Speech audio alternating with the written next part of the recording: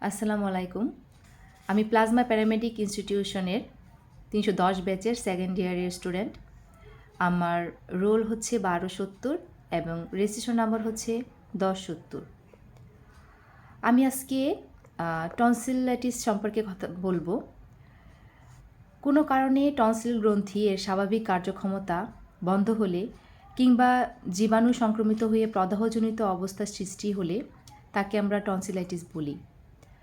তো বিভিন্ন কারণেই টনসিলাইটিস হতে পারে, যেমন বিভিন্ন জীবাণু সংক্রমণ ঘটলে, যেমন Staphylococcus, streptococcus, pneumococcus, Haemophilus influenza ইত্যাদি। মুখের ভিতরাংশ প্রতিনিয়ত অপরিষ্কার রাখলে এই টনসিলাইটিস হতে পারে।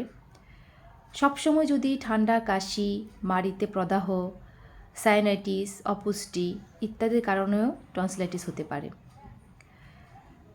সূর্যালোকহীন স্যাঁতসেঁতে পরিবেশে বসবাস করলেও টনসিলাইটিস হতে পারে। রক্তে অক্সিজেনের অভাব হলে ও মুখ দিয়ে শ্বাস নিলেও অনেক সময় টনসিলাইটিস হতে পারে। এছাড়া রোগ প্রতিরোধ ক্ষমতা যদি কম থাকে তাহলেও টনসিলাইটিস হতে পারে।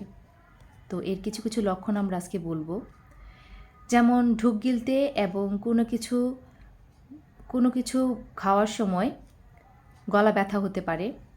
শরীরে তীব্র জ্বর থাকে, জ্বর ১০৩ ডিগ্রি থেকে ১০৪ ডিগ্রি ফারেনহাইট পর্যন্ত হতে পারে। টনসিল আকারে বড় হয় ও লাল বর্ণ ধারণ করে। আশেপাশের গ্রন্থিগুলো ফুলে যায় ও ব্যথা করে। কখনো কানে ব্যথা হয়, মুখ দিয়ে লালা গড়িয়ে পড়ে। নাড়ির গতি দ্রুত ও দুর্বল হয়। মাথা ব্যথা, শরীর ব্যথা, বমি বমি ভাব ও বমি বা ক্ষুধামন্দা, কুষ্ঠবদ্ধতা দেখা দিতে পারে। তাছাড়া অনেক সময় স্বরভঙ্গ বা খুসখুসে কাশি, শ্বাসকষ্ট ইত্যাদিও হতে পারে। তো এখন আমরা বলবো এর কিছু এর চিকিৎসা। তো এর সঠিক চিকিৎসা হচ্ছে যে প্রপার অ্যান্টিবায়োটিক ব্যবহার করতে হবে, অ্যান্টিহিস্টামিন দিতে হবে, মাউথ ওয়াশ ব্যবহার করতে হবে, হালকা গরম পানি দিয়ে গলকুচু করা যেতে পারে। সবাইকে ধন্যবাদ।